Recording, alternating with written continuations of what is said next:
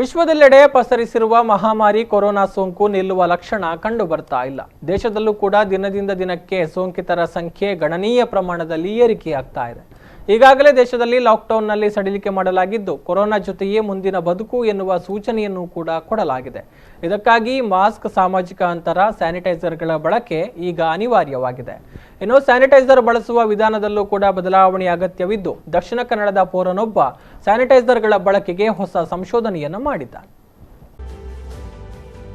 ವಿಶ್ವದೆಲ್ಲೆಡೆ ವ್ಯಾಪಿಸಿರುವ ಮಹಾಮಾರಿ ಕೊರೋನಾ ತಡೆಗೆ ಹಲವು ಕ್ರಮಗಳನ್ನು ಕೈಗೊಳ್ಳಲಾಗುತ್ತಿದ್ದರೂ ಈ ಮಹಾಮಾರಿ ಮಾತ್ರ ನಿಯಂತ್ರಣಕ್ಕೆ ಬರುತ್ತಿಲ್ಲ. ದೇಶದಲ್ಲಿ ಸುಮಾರು 50 ದಿನಗಳ ಸುದೀರ್ಘ ಲಾಕ್ಡೌನ್ ಜಾರಿಯಲ್ಲಿದ್ದರೂ ಕೊರೋನಾ ಸೋಂಕಿತರ ಸಂಖ್ಯೆ ಗಣನೀಯವಾಗಿ ಏರಿಕೆಯಾಗುತ್ತಲೇ ಇವೆ. ಇದಕ್ಕೆ ಕಾರಣ ದೇಶದ ಜನ ಇನ್ನು ಕೊರೋನಾ ಜೊತೆಗೆ ಬದುಕು ಸಾಗಿಸಬೇಕಾದ ಅನಿವಾರ್ಯ ಪರಿಸ್ಥಿತಿಯಲ್ಲೂ ಇದ್ದಾರೆ. ಕೊರೋನಾದಿಂದ ದೂರ ಉಳಿಯಲು ಮಾಸ್ಕ್ ಧಾರಣೆ, ಸಾಮಾಜಿಕ ಅಂತರ ಕಾಪಾಡುವುದು ಹಾಗೂ ಕೈಗಳನ್ನು ನಿರಂತರವಾಗಿ ತೊಳೆಯುವುದರಿಂದ ಸಾಧ್ಯ ಎನ್ನುವುದು ವಿಶ್ವ ಆರೋಗ್ಯ ಸಂಸ್ಥೆಯ ಸೂಚನೆಯೂ ಆಗಿದೆ. ಹೀಗೆ ಕೈ ತೊಳೆಯಲು ಇದೀಗ ಸ್ಯಾನಿಟೈಸರ್ ಬಳಕೆ ಅನಿವಾರ್ಯವಾಗಿದ್ದು ಇದರ ಬಳಕೆಯ ವಿಧಾನದಲ್ಲೂ ಬದಲಾವಣೆಯ ಅಗತ್ಯವಿದೆ ಎನ್ನುವುದನ್ನು ಮನಗಂಡ ದಕ್ಷಿಣ ಕನ್ನಡ ಜಿಲ್ಲೆಯ ಪುತ್ತೂರಿನ ಪೌರನೊಬ್ಬ ಸ್ಯಾನಿಟೈಸರ್ ಬಳಕೆಯ ವಿಧಾನದಲ್ಲಿ ಸಂಶೋಧನೆ ನಡೆಸಿ ಯಂತ್ರವೊಂದನ್ನು ತಯಾರಿಸಿದ್ದಾನೆ. ಪುತ್ತೂರಿನ ನಿವಾಸಿ 8ನೇ ತರಗತಿಯ ವಿದ್ಯಾರ್ಥಿ ನಿಹಾಲ್ ಈ ಸಾಧನೆ ಮಾಡಿದ ಪೌರ.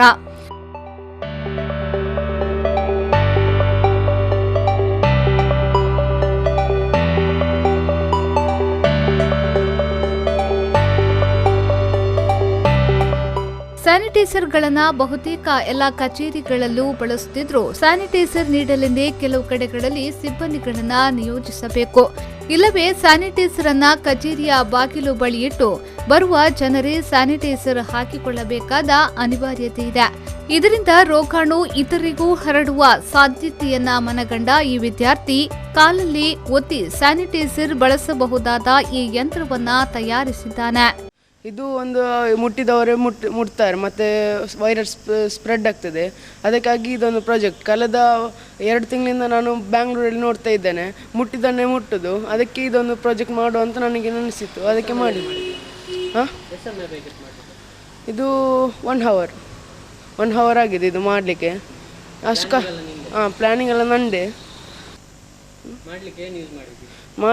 ಮಾಡಲಿಕ್ಕೆ UPVC ಪೈಪು, ಅದರ joints, sanitiser, 4 inch end cap ಮತ್ತು ಫೂಟನ್ನು ಯೂಸ್ ಮಾಡಿದ್ದಾನೆ. ಪುತ್ತೂರಿನ ಪೊಲೀಸ್ ಠಾಣೆ, ಮಿನಿ ವಿಧಾನಸೌಧ, RTO ಕಚೇರಿ, ನಗರಸಭೆ ಹೀಗೆ ಸಾರ್ವಜನಿಕರು ಬರುವ ಎಲ್ಲ ಕಚೇರಿಗಳಿಗೂ ಈ ಸ್ಯಾನಿಟೈಸರ್ ಯಂತ್ರವನ್ನ ಕೊಡುಗೆಯಾಗಿ ನೀಡಲಾಗಿದೆ. ಪೌರನ ಈ ಆವಿಷ್ಕಾರಕ್ಕೆ ಉತ್ತೇಜನ ನೀಡುವ ನಿಟ್ಟಿನಲ್ಲಿ ಕೆಲವರು ಗೌರವಧನವನ್ನ ನೀಡಲು ಆರಂಭಿಸಿದ್ದಾರೆ.